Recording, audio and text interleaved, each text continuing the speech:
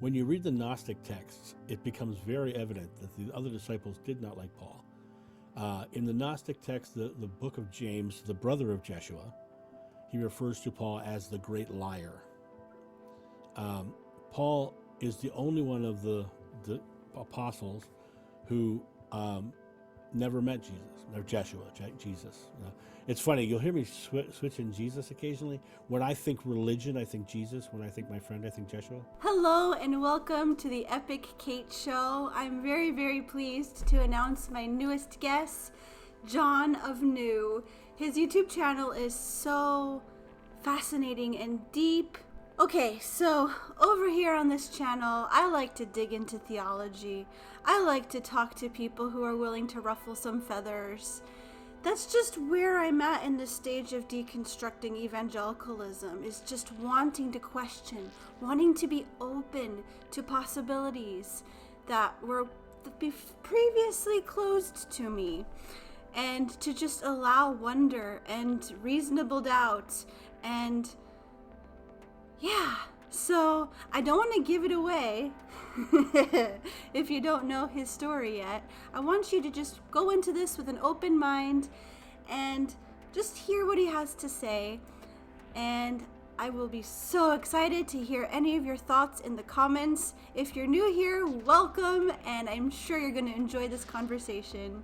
Hello, John. I'm so happy to have you on my channel. Welcome to the Epic Kate Show. Well, I am epically glad to be here on the Epic Kate Show. Very excited to talk to you as well. Yeah, I saw you first on the Jeff Mara podcast and found your channel, and it's so encouraging. And there's such a sense of calm and love and grace that just comes out of you. And yeah, I have a bunch of things to talk about. So here we go. Let's just jump right into some heavy stuff. Sure. Here we go. How is religion a tool of oppression? Can you share some of your formative experiences about that? Absolutely, I can. Well, fear. I'm a true believer that God is love, and fear is the opposite thereof. And I think that most religions lean into fear in a big way. For instance, in Catholicism, they start you off right off with original sin. So you're originally afraid. You're afraid your child's going to go to hell, right? So they use fear as a tool, and even like in modern Christianity, and lots of religions do this, but in modern Christianity, like the evangelical Christianity, they have this thing called the rapture. Well, the rapture is not biblical at all, and it's literally just a tool of fear to make people come to the church itself. So they use the tool of fear to bring people in to a place where they can feel safe again. But there's really no need because if God truly is a loving God, then then why would you need to fear? Yeah. And you look at the fruit, like they always said, look at the fruit of a ministry of a person before judging them, like that's what you should judge them from.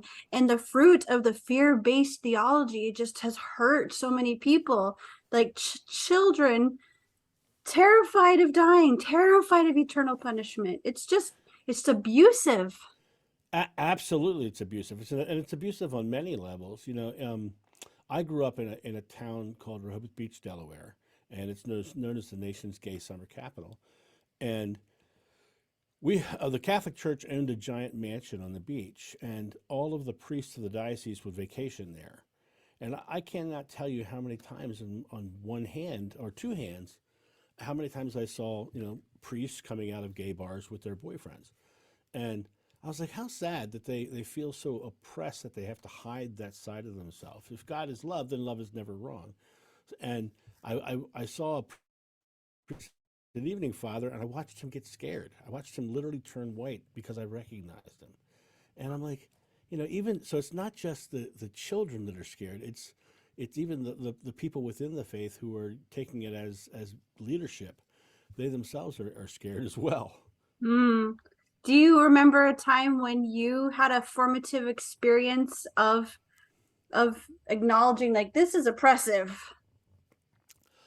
When I so it's kind of a funny story. When I was 8 years old, my my brother was tasked that morning to take me to church, and my brother did not want to go to church, and he was much older than me, so rather than go to church, he took his little brother to a putt putt golf course, and we got ice cream, and so I had putt putt golf and ice cream instead of church one Sunday, and I was told by my brother, "Don't tell mom, don't tell mom." Well, the following Sunday, I found myself in church. My mom was the organist at the church. She was also head of liturgical doctrine at our church. She was literally, when the priest wanted to do a sermon, he had to pass it by my mom before he could say it on the pulpit. And the priest started his sermon about mortal sin. And I'm 8 years old. I'm sitting there next to my mom's organ, and she's playing.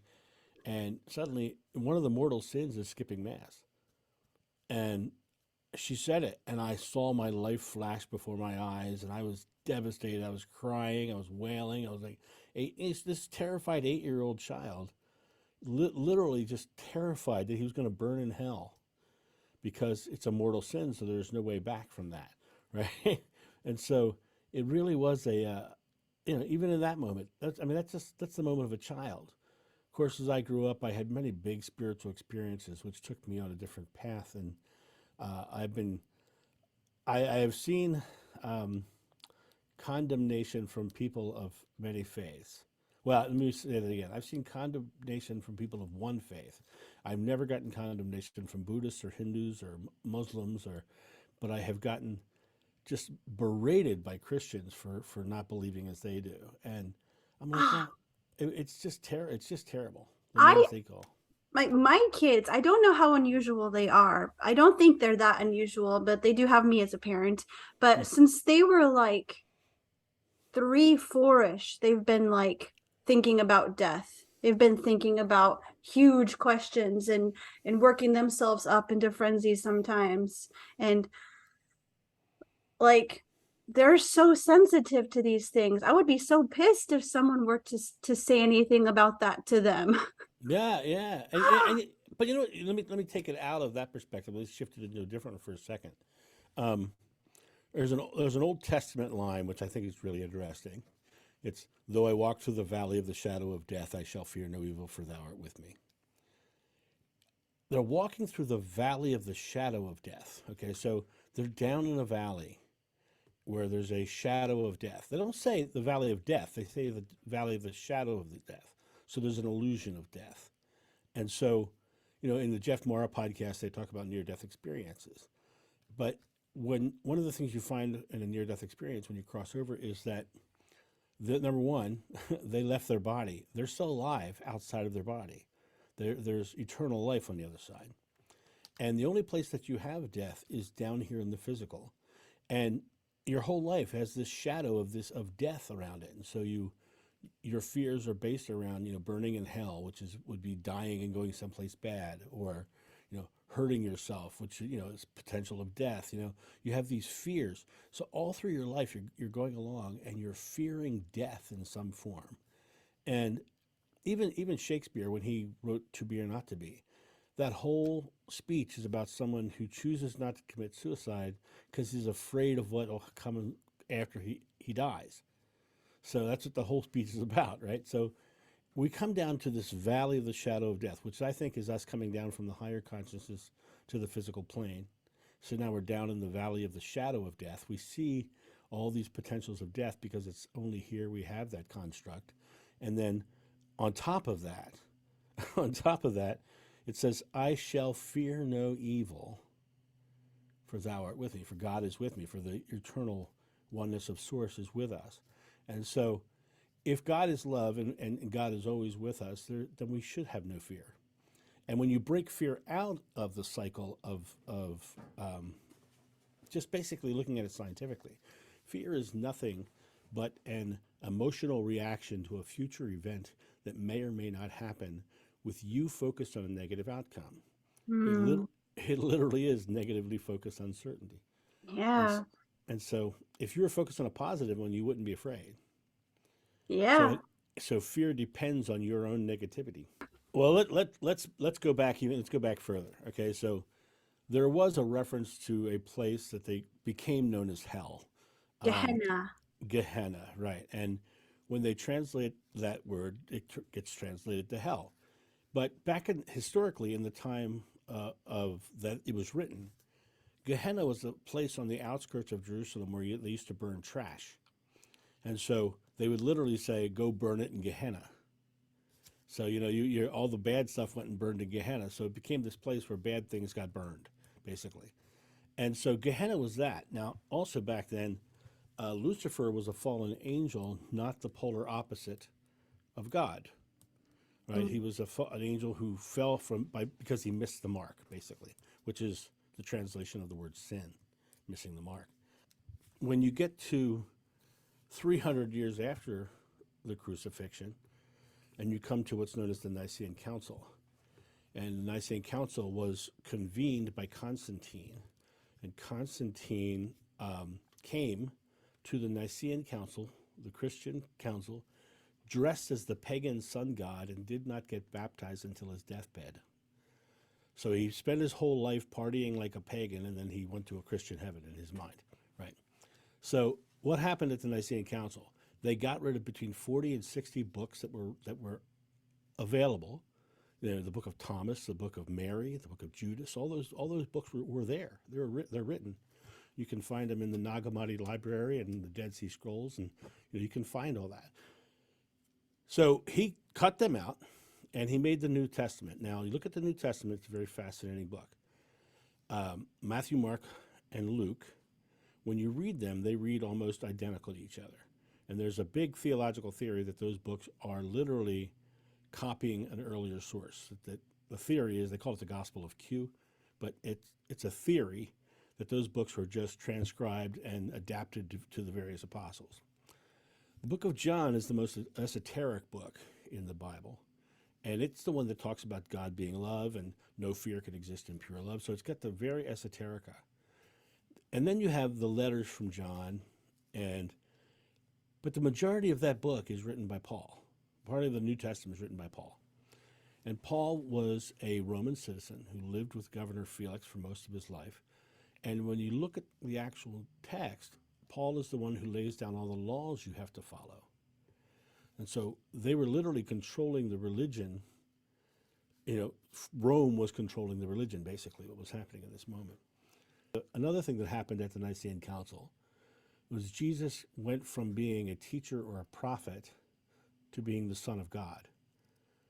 Because before that, he was just a teacher or a prophet, and now he's the Son of God, and so that makes all other religions wrong, right? Fast forward up to the Middle Ages. Dante writes his Inferno. We now get all the layers of hell. We now get the horned devil. We now get all of the demonic stuff, all of the beasts and things. Those are all medieval imagery created by Dante. Catholic Church loved it, grabbed a hold of it, wrapped it, pulled it right into their religion, and they used it and used it and used it. And then the Catholic faith took that and then used that since now we know Jesus is the only way to God, and we have all these demonic things that are going on, we should now go out into the world and tell the world they have to believe what we believe. And so the invaders went to the Middle East, and the Crusades happened, and later on the conquistadors went to South and Central America and wiped out entire cultures, and even out of Catholicism and into other Christian beliefs, America was people running away from religious persecution of Europe came to America. What happened? They killed off and put all the Native Americans on reservations and took their land from them. Indeed. I actually had a wonderful conversation with an author of the book Unsettling Truths, the ongoing dehumanizing legacy of the doctrine of discovery. Yeah. I think you'd probably like that one. I'm sure I would.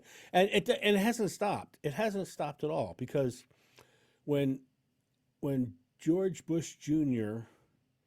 took the American military and invaded Iraq, he literally told the Saudi prince that God told him to invade Iraq. And so he was using his Christian God to justify his war, which now, years later, we know there was no weapons of mass destruction. We know all these things were a falsehood to get into the war. But he used his faith in his God to get into that war. And so it hasn't really stopped. They use fear and influence of their faith, and I'm using quotes there on purpose because their faith is what they choose. And what they're choosing actually is not faith, but power. They're using their faith as power. Before I go into the next thing, I just wanted to go back to what you said. So those parts of the Bible where Jesus said he was the Son of God, they were added in later. Well, yeah. Actually, if you look at the original text, he does not say Son of God. He says Son of Man. I'm the Son of Man. And when you see where it says Son of Man, think about what that is saying. He's saying, I am a man just like you, is what Son of Man means. And so they were literally, they deified him. The other thing is now we haven't really gone into my background and why. Yeah, I was just about to introduce that. Did you? Yeah. Should I introduce that? Yeah, Like, it'll make a lot of it more clear. Okay. So here we go, folks. Talking to the audience here. This may be outside some of your comfort zones, but I just ask that you listen. You don't have to decide. You don't have to agree. But the reason that he was on the Jeff Mara podcast is Jeff Mara has some people who have some experiences out there. It starts out with From Beyond Our Dimension. It's the Jeff Mara podcast. So what happened is that John has had a past life regression and has memories of being the John, the beloved disciple. And I'm not saying agree. I'm just saying, please don't turn this video off if you are considering yourself a Christian and you're already super offended. Because there's a lot of really good stuff in this message. And the thing is, of all the people and all the stories and all the experiences, people share them because they're compelled to. So he doesn't claim to be an expert on past lives or know why it happened or what it means. He just has these very powerful, very intense, very real memories and recollections of being with Jesus. And I think that's stinking fascinating. Yeah, before you go on, let me say a couple things too. Okay, cool. Just to put another caveat. I was raised Catholic. My mom had her master's degree in liturgy. I was an altar boy. I was a reader. I shoveled the church walks. Everything about my life was about being Catholic. I was an Irish Catholic boy. And I had no desire to have anything to do with past lives, although now I can find it in the Bible. You know, who do they say that I am? Some say you are Elijah or some other prophet returned. No, I tell you, he has come already, and you have shunned him, referring to John the Baptist. So they had to believe he could come as Jesus of Nazareth or John the Baptist. So they had to believe that Elijah could return and be somebody else. So that to me is a very, very powerful statement. But I don't claim to know what reincarnation is. I don't know whether, as Jesus, I call him Jeshua, as Jeshua said, you know, he said, the Father and I are one, but he also said, you are the children of God. And I believe we're all one with God. I totally believe that we're all one with God. And in being one with God, I don't know whether all of us can tap into the memories that I've seemed to have tapped into, or whether there's, 10 of us or 100 of us or 1,000,000 of us, or I've had people come out of the woodwork and tell me I probably had 30 Mary Magdalenes come and tell me, and St. Paul's and Peter's. So many of them, they come. And that's the thing that people are the most skeptical about is it's always a famous person, isn't it? It's never a poor nobody. Right, exactly. And I was very much along those exact lines when it happened. I said, I don't want to be the guy who thinks he's Napoleon, right? I don't want to be that guy, right? And I did, and I avoided it. And I'll tell you how much I avoided it. Let me tell you how I first found out. I did Renaissance festivals all over the country, and I want to state this right up front. I have never used a drug in my life, right?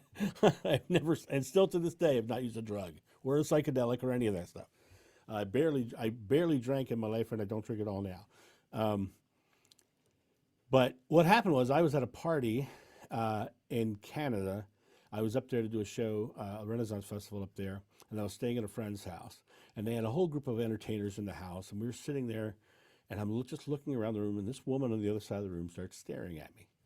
And she's looking at me, and she's staring at me, and I'm like, this is weird, because that's her husband right beside her. Why is she doing this? Why is she staring at me, right? And finally, she gets up, she beelines across the room, and she says, you know you walked with Jesus, right? And I was like, you're a whack job. Get out of here. You know, this is not really my thing. Go away, right? And then I found out later on that she was a psychic, and I definitely did not believe in psychics. I definitely did not believe in psychics. That was not my thing. I was like, that's all woo woo crazy stuff. So I went on about my business. I kind of blew it off.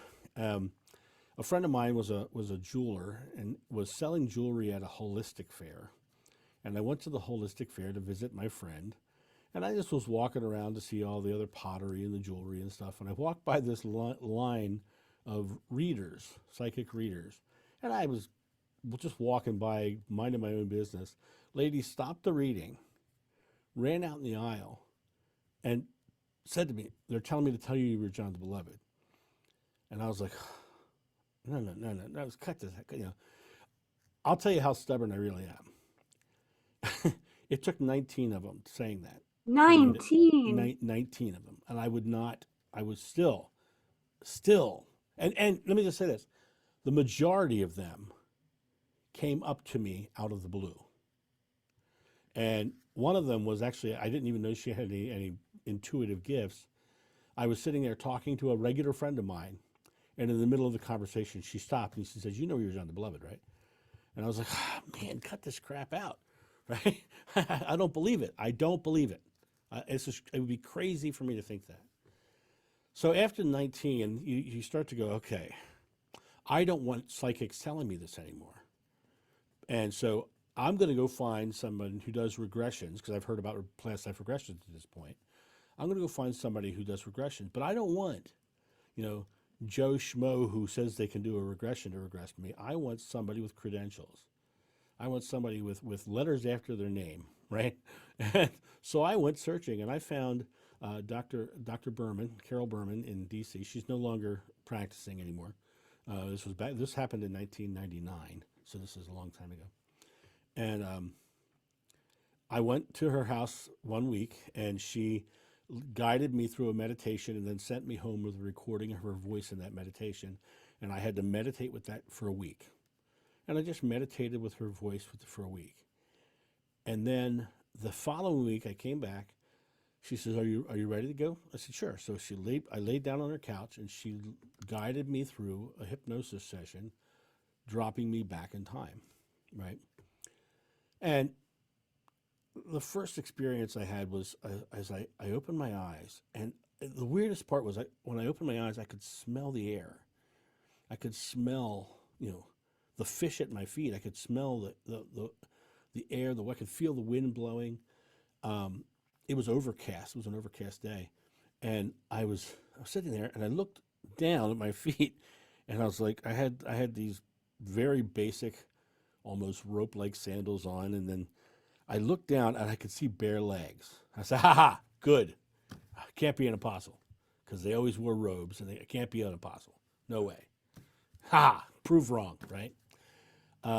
So then I kept on going. I looked over to my right, and there was an old man standing there, and he's with a standing area. He's holding himself up with a stick, and you could see his back is horribly hunched over, and big, long white beard. He had long robes on, head covering.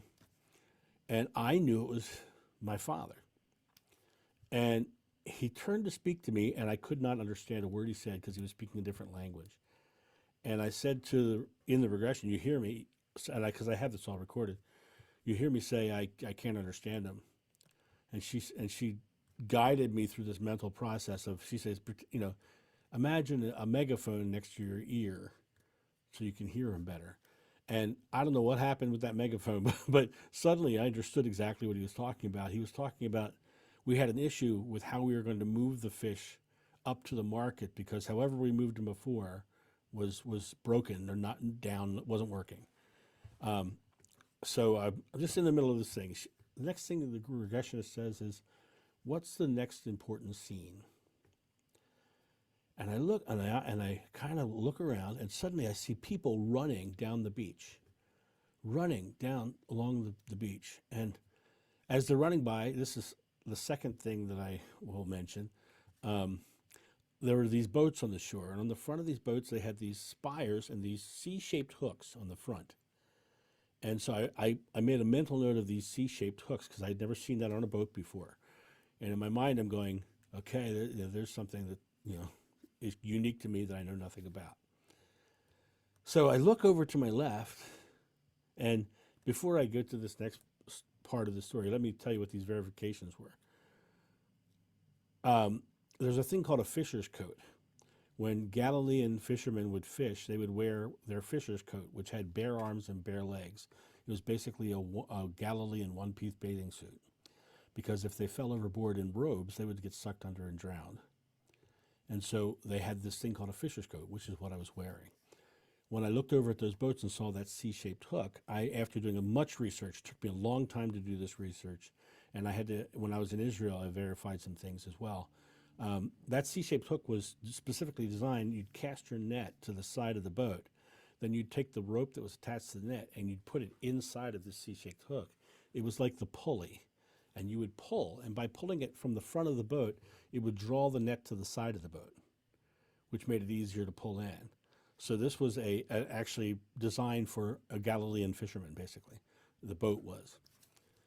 So those were things I validated after the regression, because it was really important to me that I had things that I validated.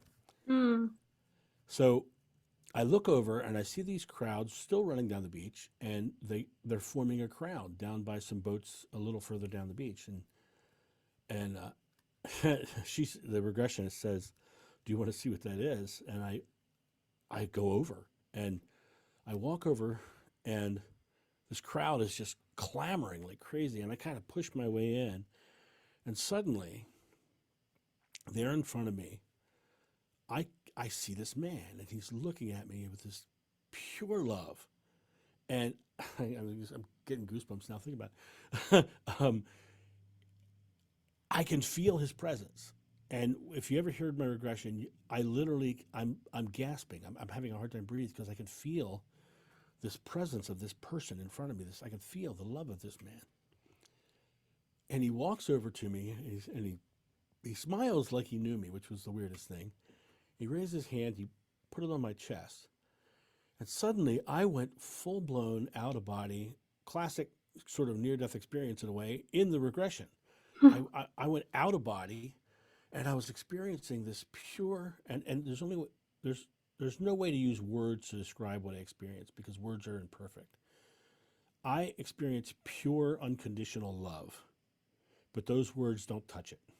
Mm. So I'm experiencing this, and I'm like, and I'm not only experiencing that, but I'm experiencing the oneness with everybody and everything. And there's an old Buddhist joke. What did the Zen monk say to the hot dog vendor? Make me one Be with one everything. with everything. right. So, and that's what I was experiencing. I was literally experiencing this pure oneness. And the regressionist got confused. And she literally says, are you with him or are you him? And my response under hypnosis was, I am within him. And we were one. And we were having this experience of pure, unconditional love to the nth degree. I wanted to Go ask, ahead. like, there's the people who've the stories of people who've had these incredible spiritual experiences, out of bodies and everything. They talk about time not really existing the way it does on this plane. So do you think that this wasn't just a memory, but it was actually happening in the present time? The experience that I had was very weird because, yes, I was being regressed, but all of my physical sensations were 2,000 years ago. So in other words, the regressionist in my conversation was like the thoughts in my head. I had this thought that when Yeshua smiled at you, like he knew you, um It's like he was seeing John of old and John of new at the same time. Quite possibly, quite possibly. Um, and what was really, However that works, whatever that means. whatever that means, and just to go on a little slight tangent here, um, you have to realize time is a physical world construct. At one point there were two shepherds sitting in a field, and the sun went over the sky, and they said, "Hey, look, the sun went over the sky. Let's call that day." Right? And then oh, look, the sun's straight up. Let's call that noon. And slowly but surely they ticked it down to microseconds. Right? So the whole construct of time, of linear time itself is a physical world construct. Um, but the experience I had was I was literally standing on that beach. I mean, I was literally standing there, and I'm having this experience. I'm out of body. I'm having this, and the regressionist is hearing me just moan. Which when I put out my regression finally, I actually trimmed about 8 minutes of me moaning out of it because it sounded kind of weird. um, and she says, "Would you like to move on?" I said, "I can't right now." She says, "You stay with us as long as you need," and I did. Right. Finally, she says, "What's the next most important moment?"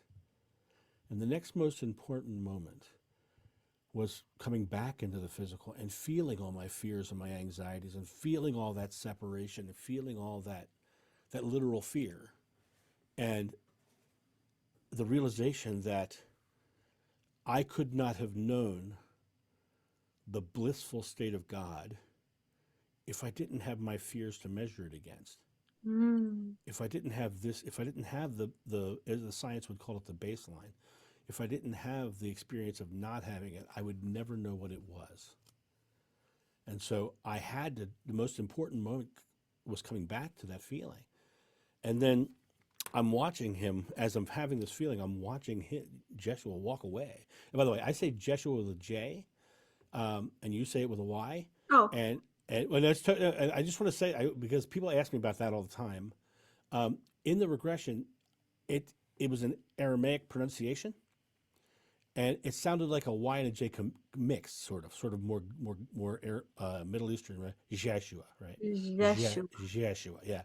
And so I stuck with the J because John, yeah, J. It's just what I know, right? And then later on, I found out about the spelling of with the Y. I'd never even heard that before, right? So he's walking away, and I'm watching him walk away, and I'm feeling all my fears and my anxieties. And she says, "What is the point of that life?" And she doesn't realize that at this point is where the regressionist kind of missed what was happening, because after that experience, there was nothing more important in the world to John but Jeshua. And so when she said, "What was the point of that life?" John responded, John of old responded kind of, that to be an example that we all can follow, that we all have the potential to be exactly as he is. And there's a thing that happened in the Bible. When you look at the Bible, they talk about Joshua comes along and meets these guys on the beach fishing, and basically they give up everything and they leave their families and they walk away. And I had always wondered, how could someone just walk away? But now, after having this experience, I could completely understand, because it was like coming back to an illusion and realizing the answer to my illusion was walking away.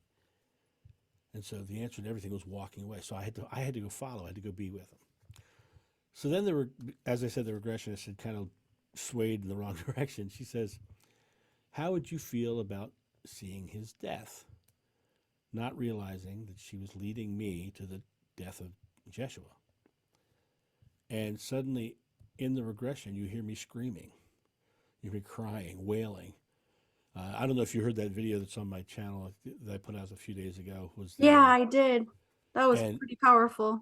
I can't listen to that regression without crying. I think about that regression and I start to get teary-eyed, because it was just so deep and soulful. It was from my entire core. I was crying. So this whole experience of him dying in front of me. Now, once again, historically, I I am looking at my regression, and I'm going, how can I prove these things?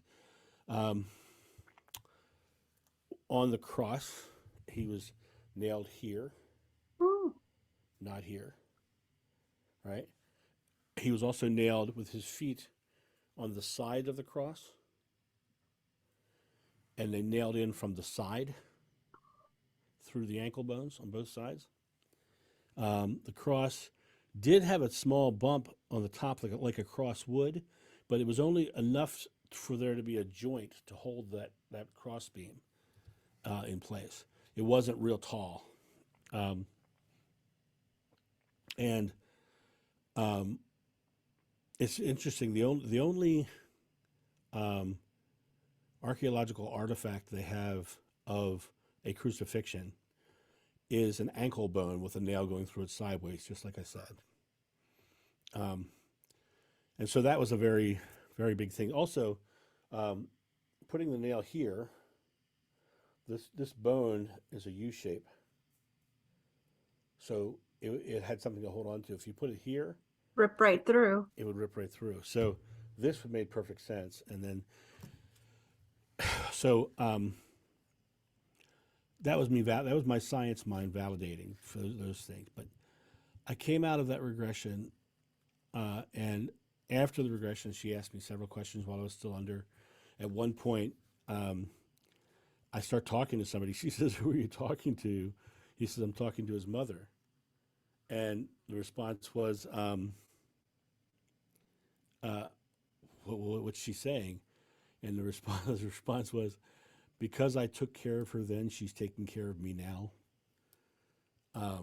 And it was there was a lot of very deep things in it that came out of that. But there's a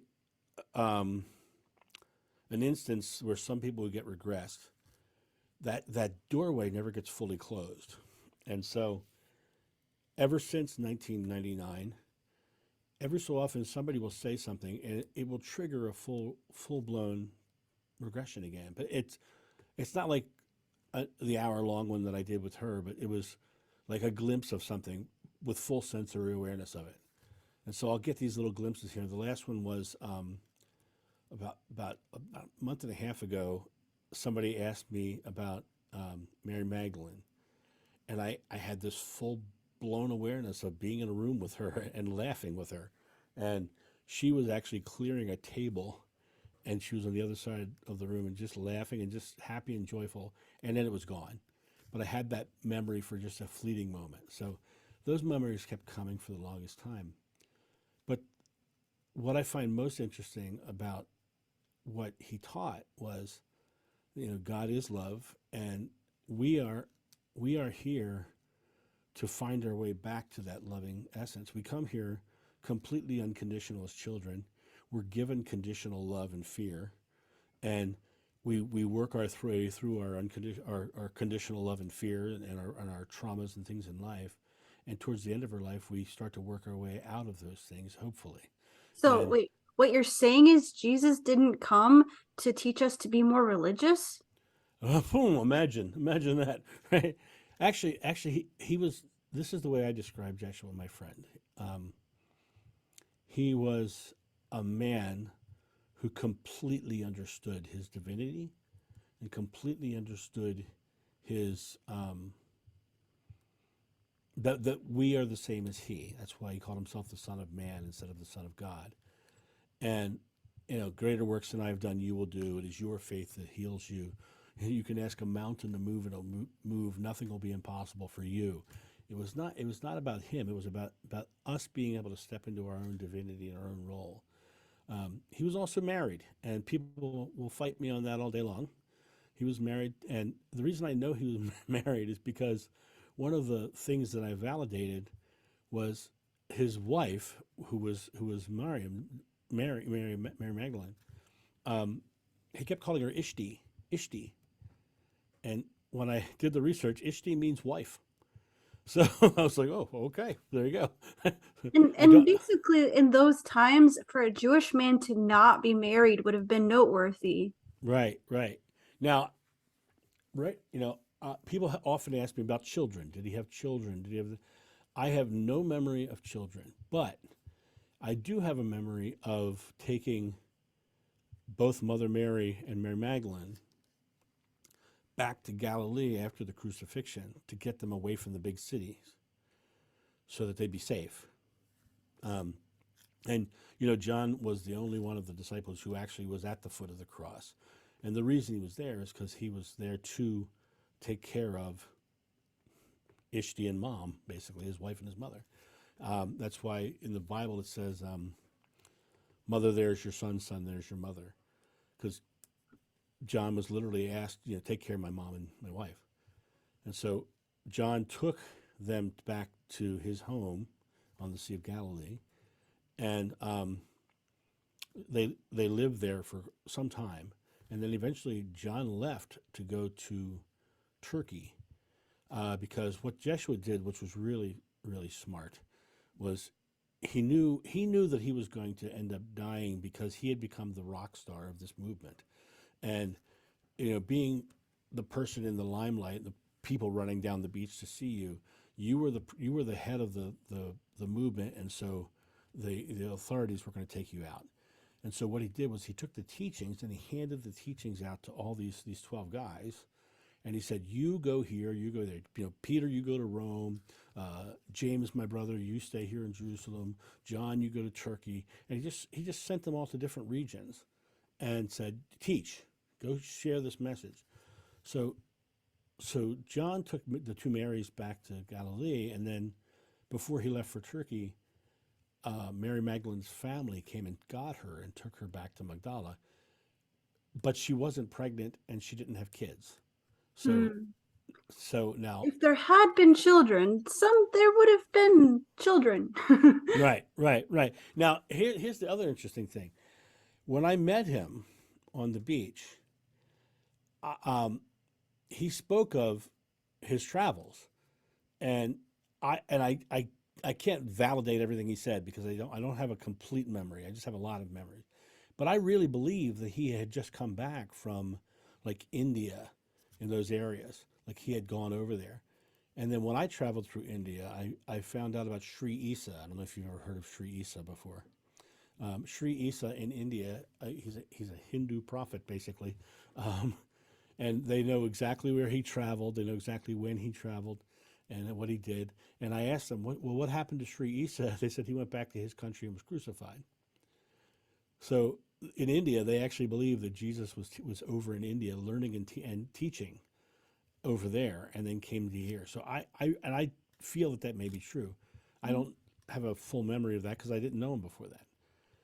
But here's the memory that I do want to throw out, because I have a memory of being on a boat fishing with Peter and looking out and seeing Jeshua on the shore after the crucifixion. And I got to shore. I fell on my face in front of him, and I pushed myself up, and I'm afraid to look at him because it was like, I can't believe I saw this man. I carried him to the tomb. I helped carry him to the tomb, and I'm looking at this man, and I'm having a hard time even looking at his face. I look up, and he's laughing at me. He's like, "What are you doing? Get up off your feet. Get off your face." And so I have that memory of seeing him afterwards, but it's a short memory. I don't know what happened before that or happened after that. Now, there's many in the Hindu faith that believe that he returned to India after that with Mary, and they say that he had children and lived out his life there. But I did see him alive after the crucifixion, so I know that happened in some form. You said that you were afraid and he laughed. Was laughter a common response from Jeshua to fear? Laughter was a common response for Joshua to everything. Everything. He was a very funny man, and he always would tease you. I'll tell you one of the most profound moments, and it's one that kind of slows me down when I talk. But let me. So they're pushing him up on the cross, And when you see the ground, it's a solid stone ground. It's like standing on a giant boulder almost. And in the ground, they've chipped these holes into the rock because they were reusing crosses. They weren't, just using them. They weren't, disposable, right? and so and so they would nail them to the cross lying down, and then push them up. And what would happen is it would raise up, and then it would drop into that hole. And it dropped into the hole, and you could see the wince in pain. But then he looked at me, and he was like, like to say, "Well, that hurt." It was like a funny way of saying it, and it was like it was there. He did it to alleviate my pain. He did it. He did it to make me feel it a little less. And but he used humor all the time. Now, let's drop into a little science of nowadays, right? We know that one of our primal fear responses is that we hold air in. I mean, everybody who's listening to the show might have seen one of those National Geographic shows on TV, and every one of those episodes has a doomed gazelle, right? And then eventually what happens is that gazelle's out there eating grass in the field, and some predator animal hits the field. The first thing the gazelle does is go and gasp for air. Now, every parent on this watching this has had the moment where their toddler was going across the room and fell and almost smacked their head on the table, right? And every parent in this room has gone and gasped for air because it's the primal fear response. Why do we do it? We do it because we are pulling air into our lungs, so we have a reserve of air to run further and faster. It's a natural primal fear response. Actors on Broadway are trained that if they're on stage and they forget all their lines, they're literally trained to stop, exhale, relax all their muscles, and all their lines rush right back into their heads.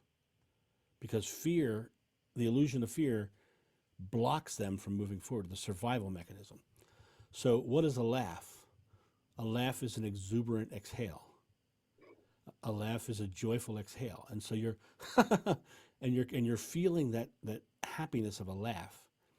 And so you're feeling the connection of God. There's a reason why they call it the breath of God. It's because God is at the bottom of every breath. When you exhale and allow yourself to relax, there's a feeling there. And that feeling is an inkling of that unconditional love. And the more you recognize and acknowledge that little inkling, and you start to experience it, it'll grow within you and you'll feel it. I used to meditate a lot, and I would meditate using mantras and breathing meditations and candle meditations and guided meditations. And over the years, I learned that to get the best meditations, all I really have to do is exhale and focus on that feeling. And I don't call it meditation anymore. I call it sitting in love. I wanted to go back to a person that you'd mentioned earlier, Paul. Did Paul ruin the message that Jesus was trying to put out there into the world? Well, okay, so first of all, John and Paul never actually met. So that's one thing. But when you read the Gnostic texts, it becomes very evident that the other disciples did not like Paul. In the Gnostic text, the book of James, the brother of Jeshua, he refers to Paul as the great liar. Paul is the only one of the apostles who never met Jesus, or Jesus. It's funny, you'll hear me switch in Jesus occasionally. When I think religion, I think Jesus. When I think my friend, I think Jeshua. So, and I think Paul is the one who created all the rules and laws of religion. And so I personally don't think Paul was as clear as he would like to have been. I'm going to be in the Council of Nicene, they chose more of Paul's words than other people's because he served their cause better. That's what I believe. Yes, that's exactly what I believe. And you have to also remember at that council, like the Christmas was placed in December, but if you just look at the what the Matthew, Mark, and Luke says for the placement of the stars and everything, and what was in bloom and all that, it would have been August or September. My Greek friends celebrate Easter at a different time than we do. At the Nicene Council, they placed all of the holidays right next to pagan holidays to make the transition from paganism to Christianity easier. So all the Christian holidays are basically right around the solstice and the equinox and all that stuff, because those are when the pagan holidays were. The other thing is that Constantine's mother was sent by Constantine to the Holy Land to mark all the holy sites. And one of the places she marked was the Church of the Holy Sepulchre. And in the past 10 years, they actually had to open the tomb because they were afraid that it wasn't structurally sound any longer. And when they opened it and they went to as low as they could go in that tomb, the oldest thing they found by carbon dating that they found in that tomb came from the time of Constantine's mother, which was 300 years after the crucifixion. There was nothing else older in that tomb. And I want to, I'll try to put a link up here or down in the description.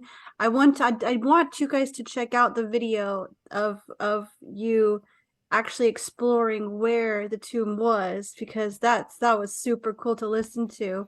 But I want to talk, how do we get beyond Paulinanity as it is now and actually connect to Jeshua? How do we get beyond fear and discover who we are underneath all that? So Jeshua taught love, and he taught the oneness of love, and you can find love everywhere. When you're reading any of the Bible, realize that the Bible was originally an oral tradition that was then written down in Greek. The New Testament's originally in Greek, right? And then it got translated over and over again, and then it got altered over and over again. Then the Nicene Council came along, and they changed it again. And then over the course of years, it's been translated. The King James changed meanings in their interpretations as well. And so the books themselves have been so dramatically altered that really, when you read the Bible or the Bhagavad Gita or the Quran or any holy text of the time, you really should just go with your own discernment and what feels like a loving outcome, because all of the fears and the anxieties that the Christianity especially pushes, and especially Paul pushes, are really of the physical place, because fear is a physical world construct as well as time.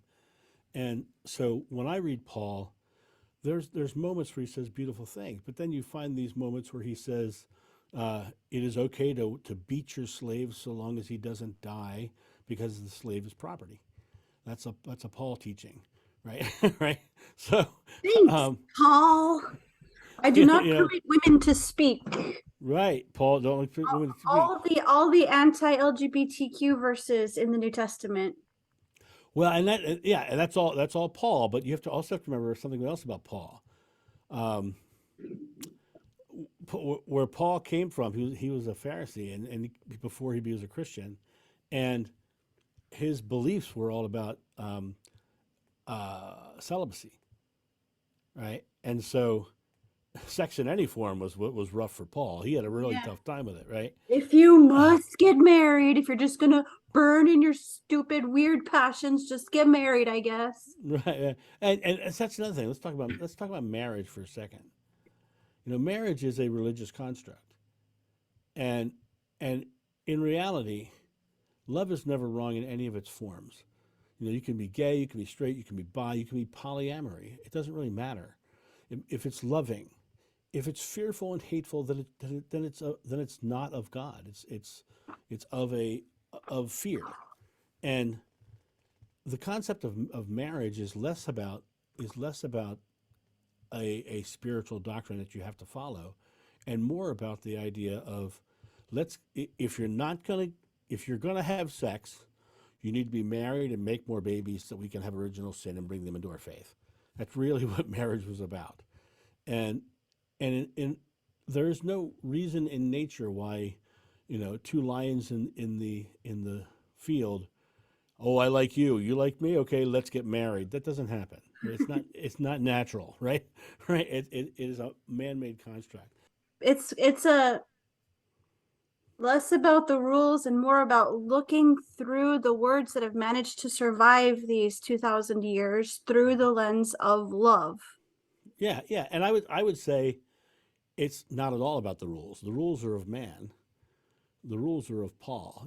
Paul had a rule that no man could grow his hair longer than his shoulder because he said that's how long Jeshua's was. Well, my memory of Jeshua, he had longer hair than that, right? But if you think historically, in the time period, who had the short hair? The Romans. So he was just trying to get people to conform to Roman values and customs because he was Yes. A Roman citizen. Yep. Yep. I mean, looking back on the Bible, so much of his letters just come across as so whiny. Like, Yep. guys, you gotta take me seriously. And he declared himself the apostle of the Gentiles. He No, was nobody else said that. He did. he You know. was a celebrity pastor, wasn't he? The Oh, sure. first celebrity pastor. Yep. Absolutely, he was. And the majority of the New Testament is him because that's the message they wanted out, and they wanted the rules out. They wanted his rules to be out and in place. So for me, I look at Paul as somebody who was just working with authorities to alter the message. But in reality, the message was he lost the message because the message got spread anyway, and the message is here. People, and I can tell you right now, it's fascinating. I came out with my story back in the early 2000s. There was a book written about me and all kinds of stuff, and people got so invested in my past life stuff that they stopped hearing what I was talking about. Hmm. And I discovered that I felt like I was being a detriment more than a positive influence. And so I left the spiritual work and I went off and became a corporate speaker and all this stuff. And when COVID hit, it really gave me a moment to assess what I wanted in life. And I was like, my authentic self teaches what I learned and what I know. And so, a year ago, I started the YouTube channel. And my passion is such that I just want to share this knowledge so much. And in the past year, I've put out 660 videos. It's almost two a day, right? Not too shabby. And it's not because I'm trying to uh, make a giant successful YouTube channel, which is a wonderful little ancillary thing that might happen, but it's because I'm so passionate about what I'm doing right now. Hmm. I'm talking about your divinity and your ability to step into the present moment because that's what the struggles that people have are because they're not present. And the Bible says whatever you ask in God's name is granted. But if you go back into the Old Testament, you look at Moses talking to that burning bush. He says, when I come down from the mountain, everyone's going to want to know your name. And then the burning bush said, I am. That's Didn't say, exactly what I wanted to go to next. oh, cool. Well, Was there you go. was the Timing. what you believe you are receiving. Yeah, absolutely. I am. So it wasn't I was or what I will be. So a lot of people get stuck in their victim mode with the things that have happened to them in life, and they constantly are saying, I am a victim, I am struggling. And what happens? They struggle and they feel like they're a victim for their whole life because they've focused on that. Then we have the other ones who I'm going to be a billionaire, but never take a present moment action, right? They never actually do anything in alignment to it.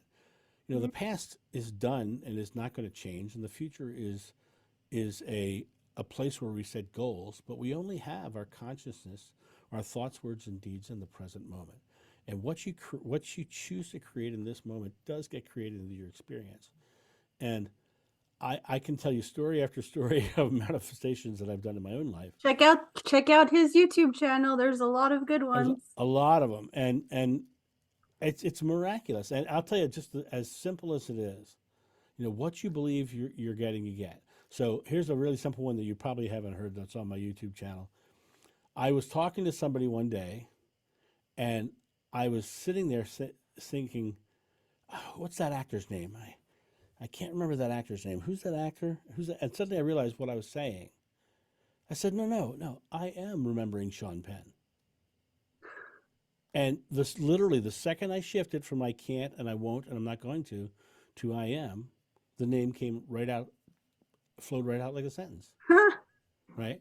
And it literally, and when you get to the point where you realize that you are the creator of your experience, God says, whatever you ask in God's name is granted if you have faith. The problem with modern Christianity is they've taken the word faith and they've changed its meaning to faith in Jesus. But the word faith simply means belief. And if you can simply believe it, you're going to receive it. That's why most of the people watching this video know a negative person. And that negative person is negative because they believe the world is negative, and so they see a negative world. I pretty much believe the world is positive, and I see a positive world. What are we going to create into our world that's good? What are we going to choose to create that's loving and beautiful? And the more we do that, the more the world changes. So, one of the last things that I wanted to ask, just to bring back to the reincarnation thing, is when I was telling my husband about this conversation, he was just like, he's very skeptical, Yeah, as I'm me sure too. you, yeah, you too. Um, and I am curious to hear what your thoughts are on this question. Is how do you think reincarnation fits into Jesus dying to save us? What would you say to people who think that those two concepts can't coexist? Well, I don't think they necessarily do involve each other. I think Jeshua went to the cross specifically because he knew that if he didn't, that more of us would suffer because of the teachings. He literally sacrificed himself not for our energetic sins and big esoteric meaning in that. He literally went to the cross because of the fact that he wanted the what he taught to spread, and he had grown too big. He was a spiritual rock star, and he had grown so big that he basically was going to crash and burn no matter what because nobody was going to like what he was teaching, and because you have to realize when someone comes along and says you have the power, you have the ability, you can create your experience, you can create your life. The authority is not going to like the fact that they're no longer needed, Mm. and so he went to the cross specifically to save us from the suffering, but also to get the message out. So a lot of people think that whole being on the cross as a savior, they think of these big esoteric meanings and these big spiritual energetic meanings, and it was a very human experience. And that very human experience was the most loving gesture he could do. You also have to realize that he was being pressured by the Essenes especially um, to form an army and fight Rome. And he was not about forming an army and fighting Rome and doing battle. And people always want to argue with me because Dolores Cannon's books talk about the Essenes and him being an Essene. Everything about the messianic belief goes against everything he taught Hmm. because he believed we were all equals and that he's the Son of Man, and he said, "Ye are gods." He said, we are the same, and to put somebody on a pedestal above you or below you would be completely antithetical to what he taught. And um, the idea of him being this big esoteric, I had someone comment this morning. Well, on the cross, didn't he say,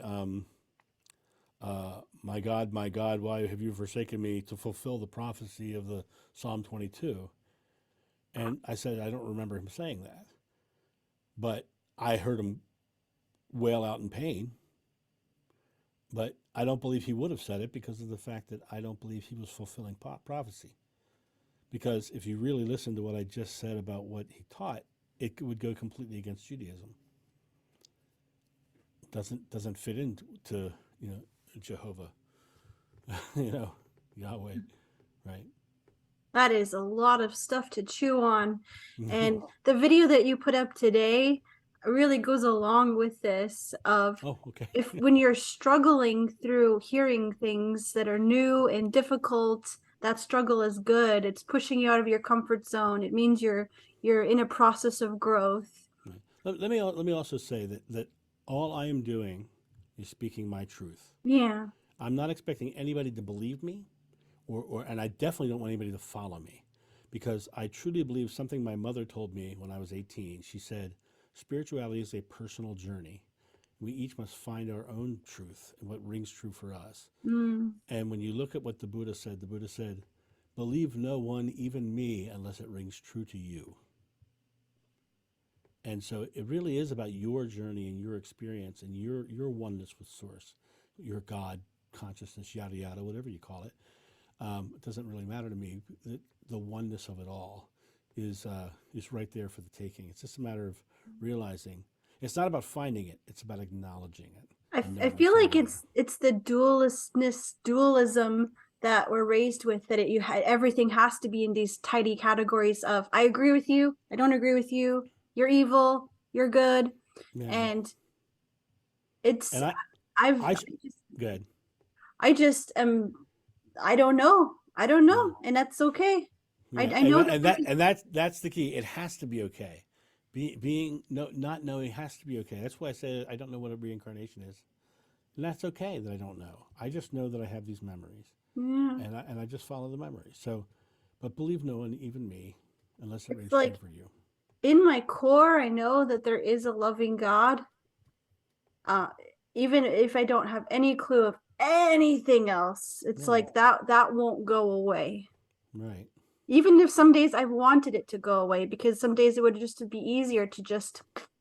And think about this. It says, whatever you ask in God's name is granted if you have faith. It does not say whatever you ask in God's name is granted if it's good.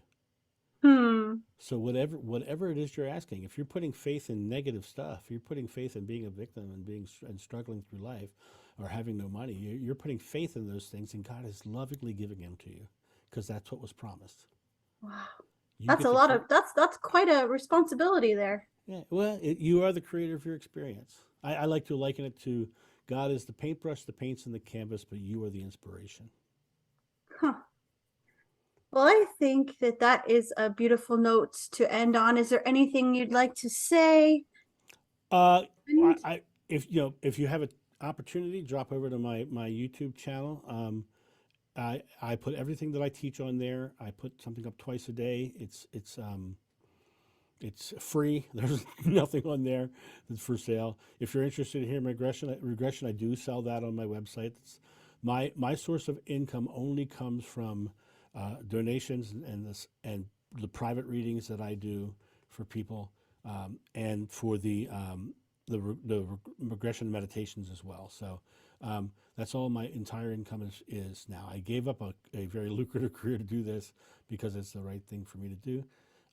And if anyone's interested, go do your research on me. Go listen to my channel, and if it doesn't feel right to you, don't follow it. If it does feel right to you, incorporate it into your own beliefs. And if anybody's interested in getting a discount on one of my readings, after you've done the research on me, I'll share that link with with our host here, with Kate, right? Yeah. Epic Kate, right? Right. I'll share the link with Kate here, and maybe we should put it in the description below. Yeah, I can do that. So, and that's all I got. Great. And if any of your followers are watching this video, I hope that you will check out my channel. Consider subscribing over here. I've talked to a lot of awesome people in this deconstruction journey, and I saw all different walks of life, people sharing their stories of getting out of abusive marriages, authors, lots of awesome people. And I do vlogs. I'm a mom. I live in Sweden. I'm from the US, and I'm a bit of a weirdo, and so it's kind of a mixed bag on the channel, but it's fun and it's meaningful. So hopefully we can connect. I will definitely share it. No doubt. Yay. Cool. Well, the way that I end my conversations is I give hugs. Oh, I love that. I'll hug right back. Absolutely. Absolutely. I gave a digital hug to somebody who hugged Jesus. Yeshua. Boom. There you go. All right, boom. I like boom. Mic drop. Out of here. If you enjoyed this, I have a lot of other wonderful conversations on this channel. I also do vlogs, and words that resonate with me are authenticity, creativity, and community. I hope you'll subscribe and check it out.